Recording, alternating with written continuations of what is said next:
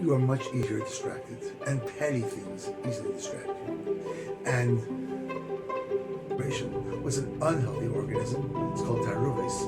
Taruvos, what we have on Shabbos. We have a jumbled pile of forks, spoons, knives, and everything is disorderly.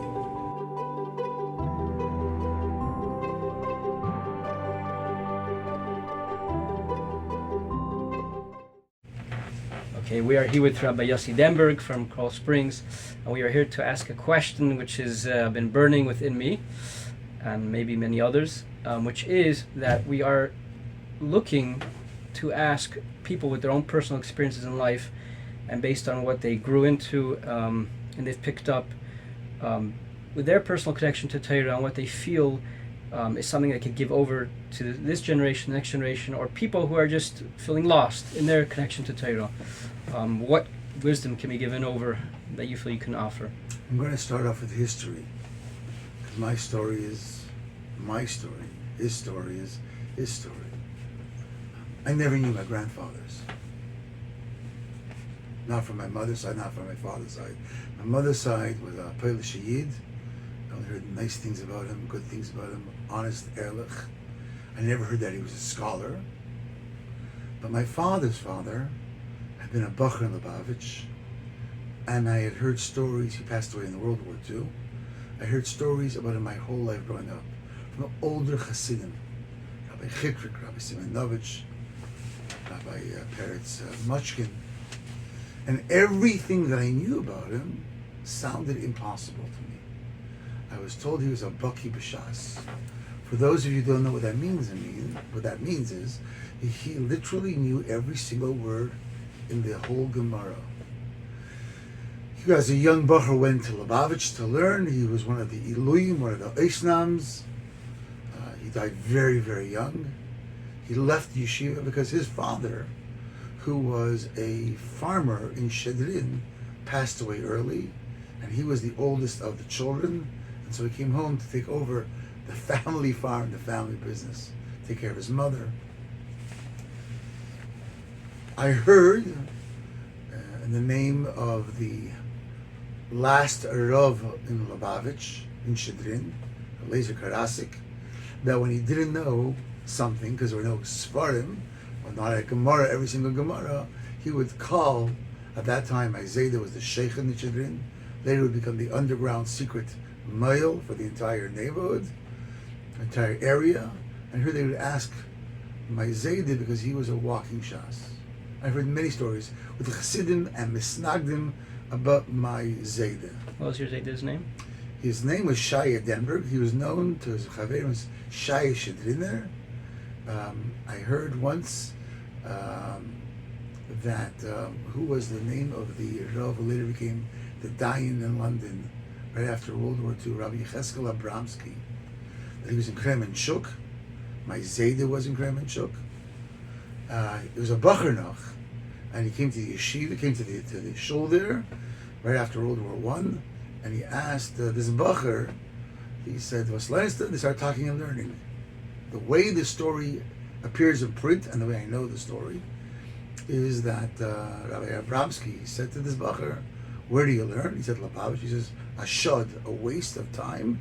You should come with me, and I'll make you a gadol b'Yisrael. I'll make you a great person in the Jewish people." These are the stories I grew up with. You can imagine, I'm not a Baki B'Shas. I don't even know if I know one page of Gemara, word by word by word by word. I don't think I'm an expert at anything. And part of what drives me, sincerely, is the responsibility to my forebears. And that's the honest truth. Another thing that drives me are my children and my grandchildren, what's going to happen after me. And although it is certainly true that what you preach is not as important as what you do, Torah and mitzvahs in practically everyday life, but even in learning, I've always tried to have a hadracha in learning. And I want to credit two people for my hadracha. I want to give them a shout out. One is when I was a bacher, 15, 16 years old, I was a bacher in Miami Beach. My Rosh Hashiva at the time was Rabbi Leibel Shapiro. And he truly taught me to think So when you learn something, don't just read it. Understand why the Gemara says what it does, why the pasuk is quoted, why this part of the pasuk is quoted. If there's an argument, why is there an argument? What did the Abaye see? What did Hillel see? And Rabbi Shapiro, who was really a bucky, I really do mean that, in Likutei Sichos, the Rebbe's collected talks, he worked on them for many years, had a style of giving a shir almost like a sicha. He would take something and literally try to tear it apart until you got to the origin of what was bothering the Gemara, as if what was bothering Rashi.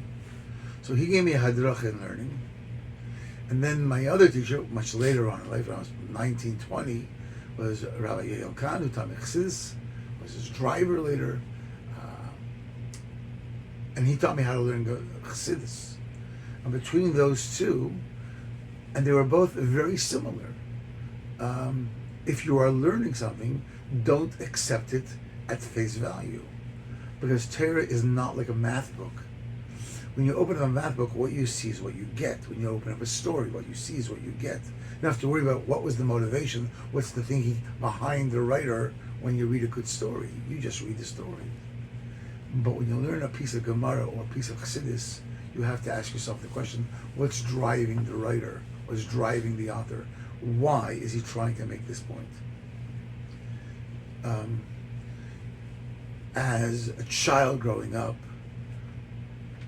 I didn't see my father sitting and learning a lot. I did not. My father did not go to a Jewish school growing up. My father was born in 1923 in communist Russia. He went to communist schools his whole life. Another story for another podcast. And my father got back to Yiddishkeit very late in his life, in his 20s already. My father did not have the benefit of a formal Jewish training and learning, but my father was very careful in Chidas. The Rebbe would speak to my father about Chidas almost every time my father would come back, and the Rebbe would remind him about Chidas.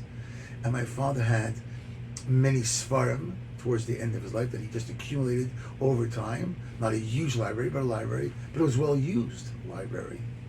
And the thing that was most used was his Beis Yehuda Chumash, which is an old Yiddish, Hebrew Yiddish Chumash, and it was held together by literally by string and by rubber bands. And that was the only thing that my brothers and I really each wanted. We wanted my father's Chumash, even though we have brand new Chumashim. We wanted, because he loved those Chumashim. He loved that. My father once a week would go to yeshiva, to the local shul and learn with a local rabbi, Rabbi Karp. And I knew my father went to learn, but I didn't see my father learning. I knew later my father went to learn Gemara with a fellow called Rabbi Matoluri, but I didn't see my father learning. So I didn't see a lot of learning at home. But my brothers and I were always, Baruch Hashem, driven to be successful. When you're a child, success means success in learning. And I don't think my parents discouraged that, so that when it came a time for us to shine, obviously like a Pesach, we have 4 brothers, we have 4 boys, and each one would try to outdo the other, asking a question on the other, or trying to say a Dvar Torah that the other one did not know. And there was always some sort of, I want to say in a positive fashion, a competitive edge in who could understand a piece of something more than the other. You have an answer, I have a deeper answer, a better answer. That also definitely shaped me. When my kids were growing up, my youngest is now 20, the oldest is 40. When my kids were small and growing up and I would make them say a Dvar Torah, I would usually ask them a question on their Dvar Torah. I know you know how to repeat what the teacher said to you or what you learned in class, but why or what or how come? How do we arrive at this? And I hope that I've given over to my children some of that thinking about you cannot learn Torah even if it's superficially. So if your question to me was, and as I understood it, do you have a hadracha, and why do you have a hadracha? That's the answer to that question. Okay. So I have Sorry, it was a long answer for a short question. No, okay. I have a follow-up to that as well, just maybe to clarify.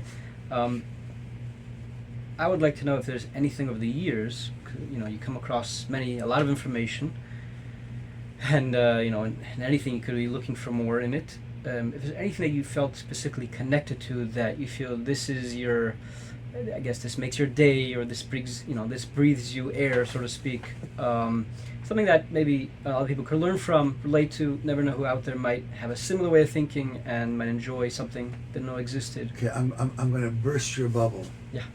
I'm a shliach. I am a shliach in Chabad of Coral Springs. We also have a school, a Lubavitch Hebrew Academy. And I spend most of my day not in my office, on the road, meeting and learning with Jews. And what I usually teach Jews, because I don't go there just saying, give me a check, I spend most of my day learning with Jews. And what am I teaching them? Not something I learned 20 years ago or 40 years ago in yeshiva, but something that I learned today or this week. And if I learn a piece of Gemara or a piece of Chassidus, I try to say to myself, how is it something that I could relate to today?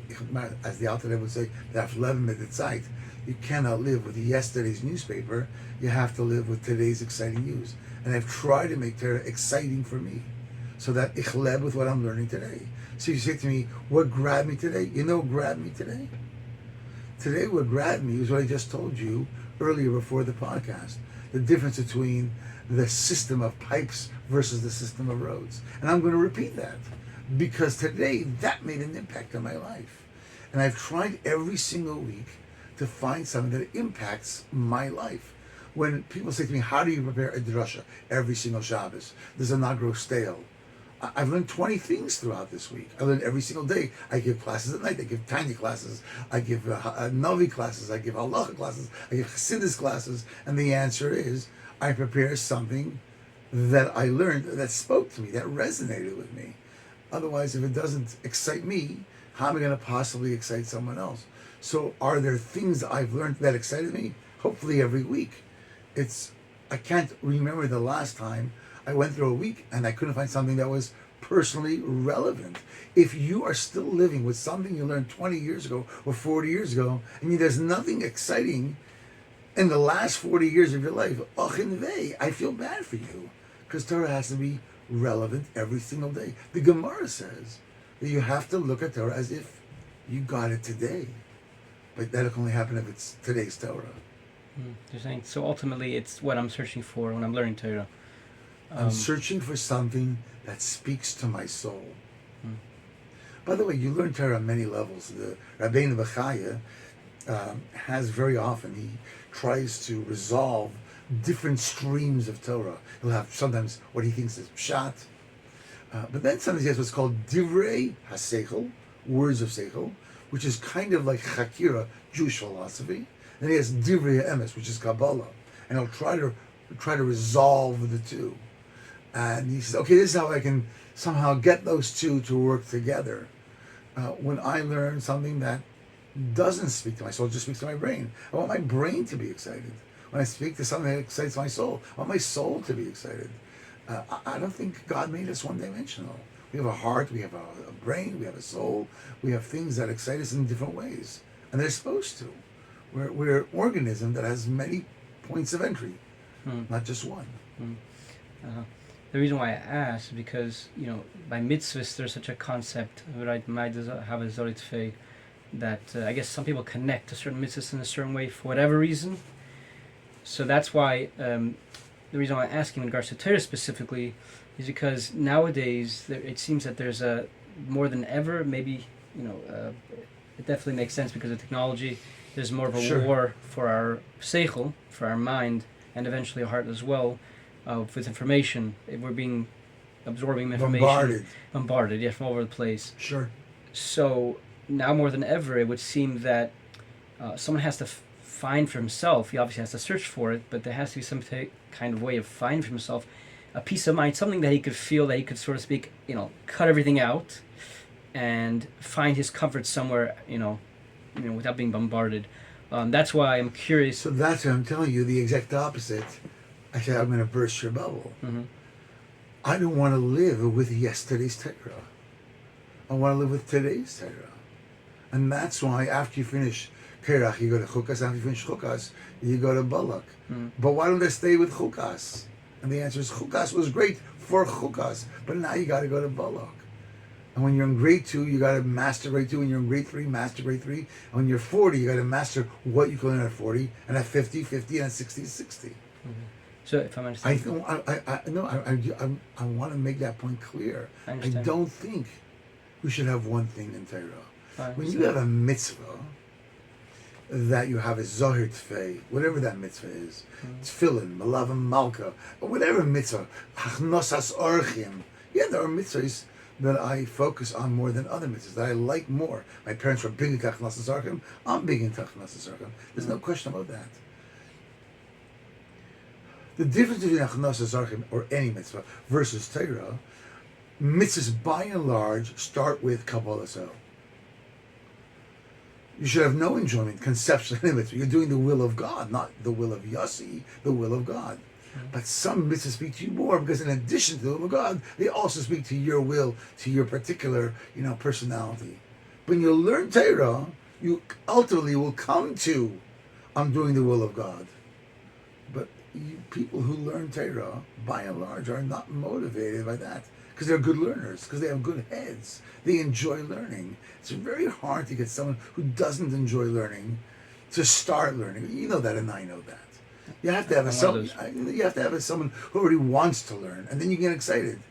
But you start off with brain and with heart. You start off with personality. You start off Torah with Shaloi Lishma, and you come from there to Lishma, saying, "Wow, thank you, God, for giving me access to some of your divine wisdom that's human beings could not really ever fathom. We're getting just the shell of the Torah." Shlomo HaMelech says it's fantastic. He says the Torah is the original mashal. And by the way, if you ask me, there's one piece of Torah that I do focus on, and I've said it 1,000 times. That is one piece that I've said over 1,000 times. We're scratching our heads and we're saying, I learned Chumash, then I learned Rashi, then I learned Rashbam, then I learned Rabbeinu Bechaya and Ramban, and you think I was scratching levels on levels on levels of Torah. Shlomo HaMelech says that every word in Torah has 3,000 levels. So he did 5 levels, 6 levels. So you have 2,994 levels left. We are so non-comprehending of the depth of Torah. And yes, even when we reach something a little beyond ourselves, we begin to appreciate that there's divinity to this seichel. But it doesn't start there. It ends there. It starts out with me, Yossie Denburg. I want to learn. I want to know. I want to improve myself. Okay. So, I'm not sure if I understood correctly, but I was mainly asking in regards to, how do people find, because, in regards to the distraction aspect of things, because of bombardment, some people, they find because there's too much out there, they have a hard time, zoning into one thing at a time, etc., etc. So how would you, so to them it just becomes like too much. Find yourself a teacher who knows what or where you are holding intellectually, religiously, spiritually even, and say to him, what should I learn? I'm 63 years young. I just had a schos this past Sunday of finishing a 2-year, 10-month project of learning one piece of Chassidus called Samach Vav. I've been doing this a long time. You know what I did on Sunday morning? Actually on Friday? I called up my Rav. I am a rabbi. I say Lecha Rav. One of the rabbis I mentioned earlier on, and I said, he knows what I'm learning because I've been speaking to him for the last 40 years. Mm-hmm. I said, what would you suggest? And he made 3, I gave him 3 possible suggestions. He said one. I took it under consideration. I asked another person. I asked one of my sons, one of my younger sons. And then I called back my mashpia and I said, I know you suggested A, but what do you think about this other suggestion? And the people I'm learning with are not mostly yeshiva bachrim that have a vast, decades experience of learning. And instead of learning Ayin Beis, which was the suggestion for anyone that in the audience that knows what that means, I'm learning Derech Mitzvah Secha. It's a fundamental. And it's interesting, since, if you don't mind me going off on a tangent, and that is when Yael, my other teacher, Rabbi Yael Khan, was hired as a bacher to be a mashpia, a teacher in 770. He went into Yechidus and he asked the Rebbe, what should I teach the bachrim? And the Rebbe suggested to him, he go and first speak to the bachrim and see where they're holding. And then the Rebbe said, and if you see where they're holding, maybe it would be a good idea, derech v'tzisecha. So the Rebbe raised the question and gave the answer. But the question is, you can't give an answer until you speak to your audience. So if you find that there's everything to learn, don't try to learn a little thing every single day.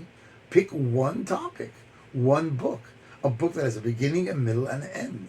And when you are able to go through a book, and if your attention span is, I can only do this for a week at a time, pick a mimer. And if your attention span is that you can do this for a month, pick a longer mimer. Or if your attention span is, a month, pick a parak of one Gemara, or maybe just Mishnayos. I learned with my kids before they were mitzvah Mishnayos, and I got my father to learn with my kids before they were mitzvah their Mishnayos. And now I'm learning with my grandchildren Mishnayos, and my goal is to do Shisha Sidrei Mishnah, the whole order of Mishnayos. Why don't I do something with Gemara? The answer is because it's too out there, meaning it's a little distraction. I want to focus on one thing. You are going to finish Mishnayos. It's a beginning, a middle, and an end. And my grandchildren know, and every time we finish Masechta, or even one parak, there's a thrill of victory. I conquered. I went up to Mount Everest, and I got there. But you don't conquer Mount Everest in a day. But it has one goal. And I always tell people, have one thing that you learn. Don't decide on your own. Ask someone else. It's a great piece of advice. So besides the fact of sticking to one thing at a time, she's saying, obviously you're going to have to speak with someone who, has a vast knowledge in Torah and could really, be able to pick and find for you something that might be appropriate for you. Correct, right. So ultimately it would have to be appropriate for, your intellectual capacity, etc. But also your interests. Your interests, correct. Not just capacity, interests. Correct. I live with a couple once a week. I live with a lot of couples once a week. Some twice a week, some once every 2 weeks, excuse me. And this couple has no background in Yiddishkeit. Her father wasn't Jewish. She wasn't raised Jewish. And she knew she was Jewish. She's come back to Yiddishkeit in the last 5 years of her life. She has zero background. And I asked her what she would like to learn. And I made several suggestions, because if you speak to someone, what would you like to learn? They have no suggestions. They're starting from a blank slate, zero. And one was A, B, C, D, and one was Shabbos. No, she doesn't get to see me in my home. And so we said Shabbos, but she says she's not ready for Shabbos. It's okay, we'll get there one day. I said, what could you do? What do you think you might want to do? And she's toying going back and forth with her husband, and her husband has a little more background than her because he's been at Chabad 10 years rather than 5 years. And he says, how about making our home kosher? And that's what we learned. We learned for several months just how to make a kosher kitchen. And because I'm probably not the best practical person, I then offloaded her, and hopefully in a positive way, to my wife and to my daughter, one of my daughters, who could tell her about shopping and how to look and substitutes. She has, she loves her chicken face with cheese. I have no idea what she likes. No, find a topic. And if they are intelligent, and this woman and her husband are intelligent, don't just learn just the halacha. Look at it, at an entire strata. You can learn the reason behind kashrus, the purpose behind kashrus, the laws of kashrus, and then some of the secrets of kashrus. When you take something in its entirety, especially for adults today, are again, not one-dimensional. There's so many parts of us. If you learn the halacha, it might be satisfying to your brain because you have new knowledge, but it doesn't satisfy your heart or your soul. And so take it that topic. Does she know everything about kashrus? I might not know everything yet about kashrus, but she has enough of a handle on a topic that several months later, I said, we'd like to learn. How about now we go to Shabbos? So in other words, if there's and by the way, since then, she has started to walk to Shul on Shabbos instead of driving. I don't know if she's Shomer Shabbos yet, but she has started to walk to Shul. So in other words, you say, so it's very important to have a subject that we're involved in that also speaks to, so to speak, our nefesh bahamis, if you will. Yes. Right. So is this something? And your seichel is part of your nefesh bahamis. Right. And your nefesh bahamis has emotions and intelligence. Right. So you have to be Yeah. able to have some type of unity, obviously, between your nefesh bahamis and the Torah that you're learning. Would you say that in this specific this dur, Torah, is a mitzvah. Torah is it's not a tool, right, for enjoyment. It's of not course, a means to an end. it's an end, right? But would you say in this dur, because of all the distractions that we have, it's Torah sort of took an extra role to actually to sort of protect us and help us keep that clarity of our tradition, of our Kabbalah. I do want to say, and I know that we're getting towards the end rather than the beginning.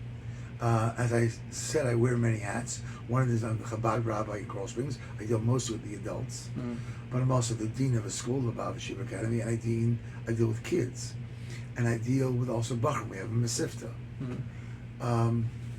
and there especially, Torah has taken on an additional importance.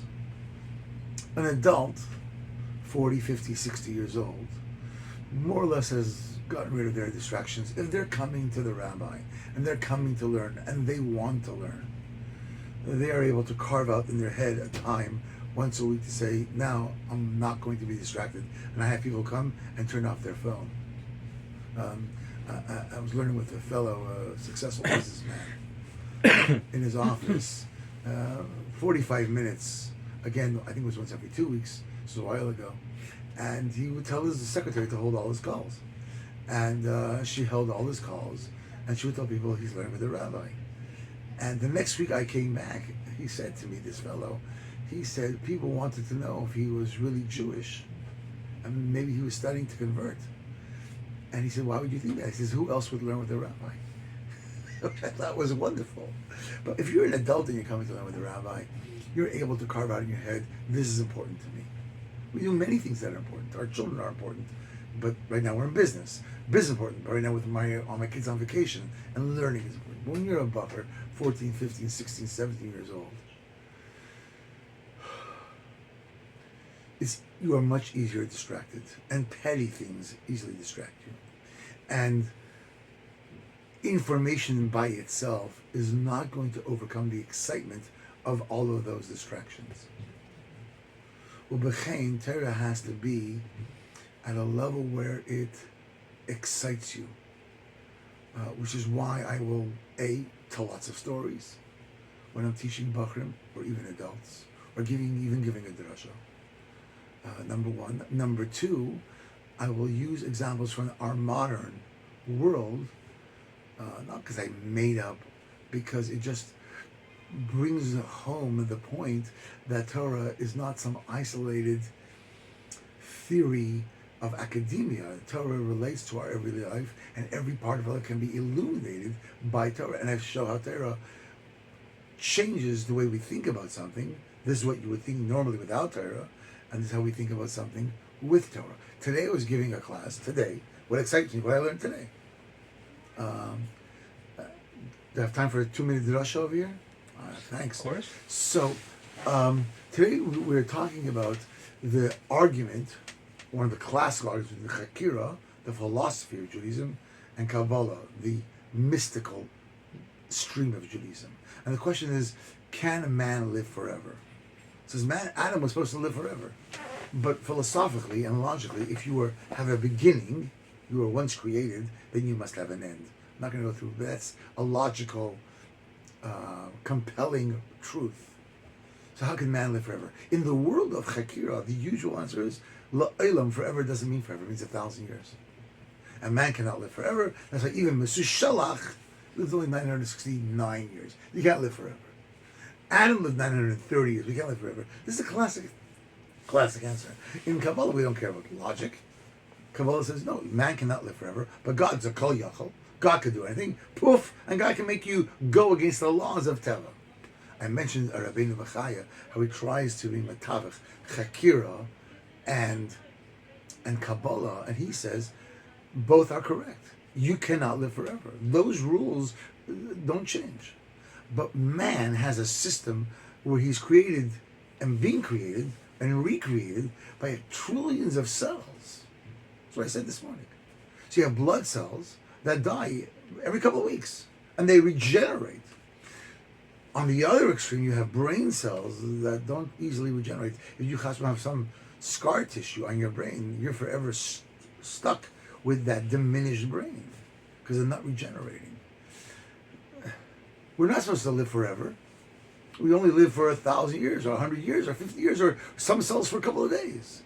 But we have the power of regeneration. Why don't we live forever? Why are our powers of regeneration get weaker and weaker and weaker? Because the snake injected his venom into Isha, into the original woman, and that's why our cells are breaking down. So you have yenemachle, you have what happens when you have a disease where my cell cannot live on its own and cannot regenerate. So I start grabbing the energy from other cells. That's the beginning of the breakdown.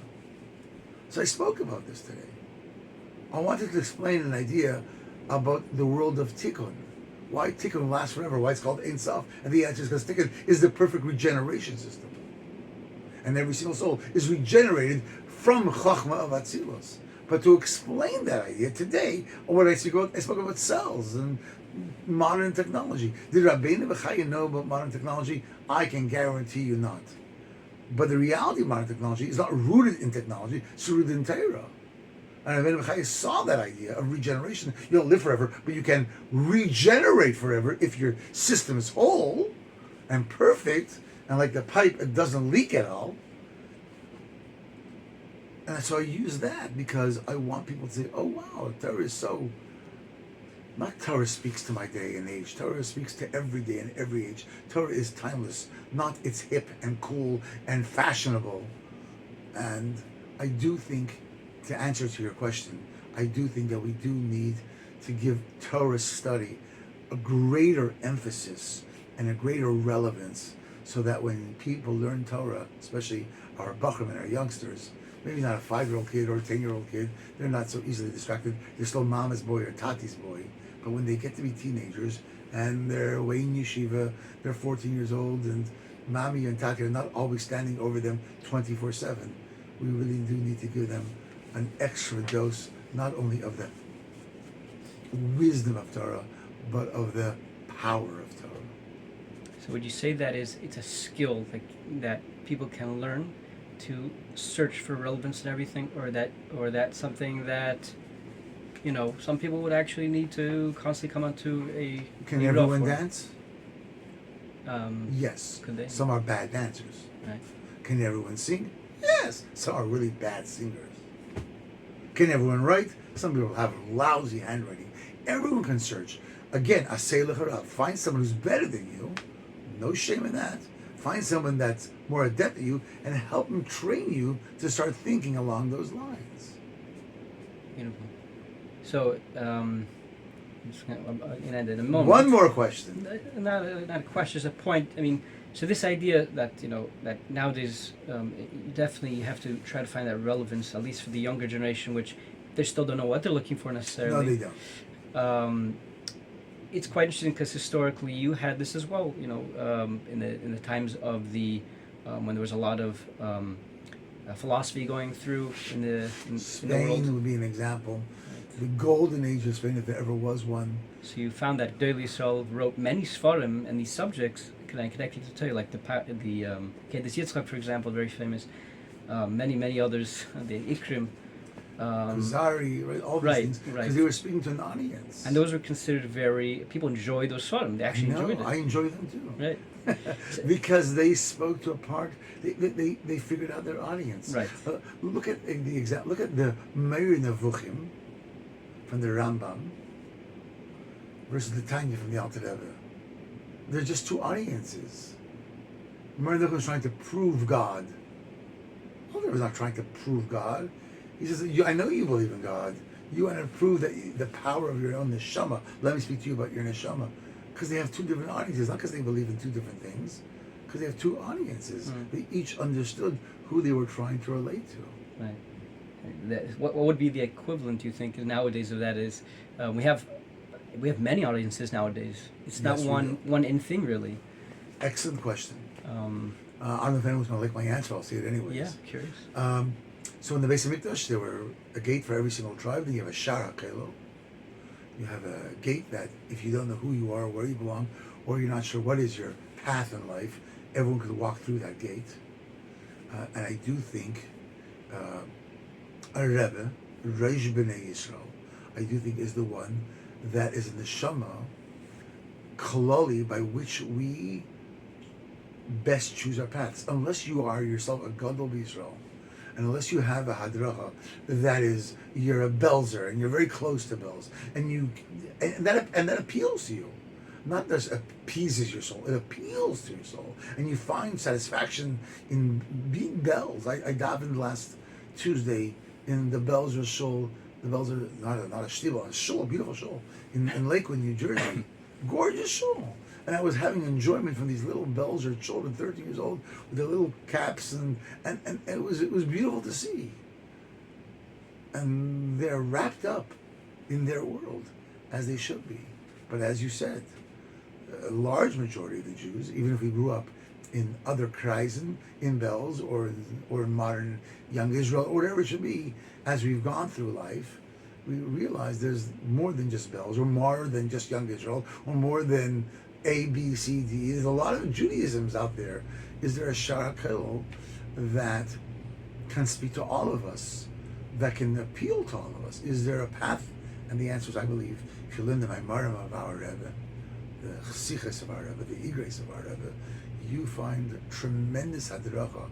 And one of the things I think that the Rebbe, more than anyone else, had a difficulty, because if you look at every other leader in every generation, the Jewish world was smaller.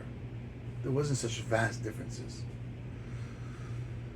Today, the vast differences are not just between the religious and not religious. In the religious itself, the religious camp is made up of so many parts. It keeps growing. And it keeps growing. And it's a sign of our strength that each and every single one of us is so healthy that we can have our own schools and our own shuls, and that's fantastic.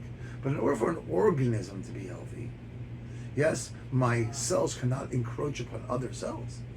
But if my cells don't work in tandem with other cells, achinvei. So what's a healthy organism? Hiskalus, integration. What's an unhealthy organism? It's called taruves. Taruves is what we have on Shabbos. We have a jumbled pile of forks, spoons, knives, and everything is in disorderly.